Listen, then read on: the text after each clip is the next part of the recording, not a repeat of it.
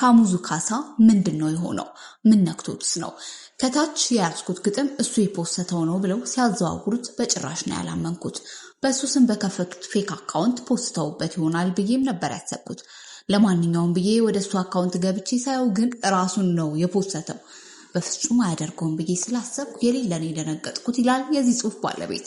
ይህን ያህል ሲጋባ አጠገቡ የሚመክረው ሰው የለም ወይ? እንዴት ተው፣ ኧረ ይሄ ነገር ይደብራል የሚለው አንድ ብልህ ጓደኛ አጣ። ምንድነው በዚህ ልክ እልህ መጋባት?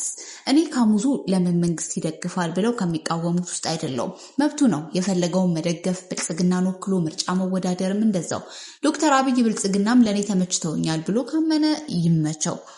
ግን ደግሞ ምንድነው ገና ለገና ቴዲ አፍሮ በሚለቀው አዲስ አልበም እሱን ሊነካብኝ ነው በማለት በዚህ ልክ የወረደና በስድብ የታጨቀ ግጥም መፖሰት ግን ነውር ነው። አይደረግምም፣ ያሳፍራል።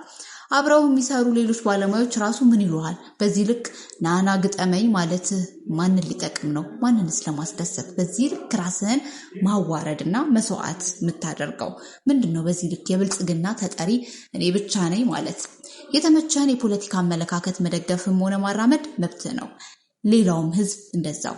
እኔ የምደግፈውን አትንኩብኝ፣ አትተቹብኝ ማለት ግን ግልገል አንገባገብ አምባገነንነት ነው። ሌላው ቢቀር ለመተቸት እንኳን አልበሙን መስማት ያስፈልጋል። ለዛ ደግሞ ገና አልበሙ አልወጣም፣ ገና አልተለቀቀም። ዘፈኖቹ ምን ላይ ያተኩሩ አያተኩሩ አላወቅም። ታዲያ ምን አስቸኮለ ወዳጄ? ነው የጸብ ቀብድ እያስያዝክ ነው? ተው እንጂ ካሙዙ። ምንድነው በዚህ ልክ ከዶክተር አብይ በፊትና በኋላ ህይወት እንደሌለው ሰው መሆን? ሙያ ከብልጽግና በፊትም ነበር፣ ከነሱም በኋላ ይኖራል። ዛሬ ያለኝ ያልከው ኃይል የተማመንክበት ነገር ግን ነገ ላይኖር ይችላል። ደግሞም አትችም ወጋለው፣ ትችትም ወጋለው። ብልጥ መሆን ይፈልጋል። ነገ ላይ ልታወራው የምትችለው ነገር ሊሆን ይገባል። ለመተራረም እንጂ ግዴታ እንደ ጠላት የሚያተያይ መሆን የለበትም። ያንተ መጨረሻ ላይ ያሉት ገለጻዎች በግጥም ቢሆኑ እንኳን የሚያስከስሱ ስም ማጥፋቶች ናቸው። ትችት ሳይሆን ስድብ ነው። ቅኔ ሳይሆን ብልግና ነው። ሰዶማዊ ጭቃ ነፍሱን አስይዞ ባረቄ ፈዞ አሺሽ አጭሶ ምናምን የተሰኙ ገለጻዎች ቤት በማይመታ ግጥም ስለተባሉ ብቻ ስም ማጥፋት ከመሆን አያመልጡም። በዛ ላይ ልክ እንደ ቲክታከር ልክ ልቡ እንዳበጠበት ዱርዬ አድርሱለት ማለት።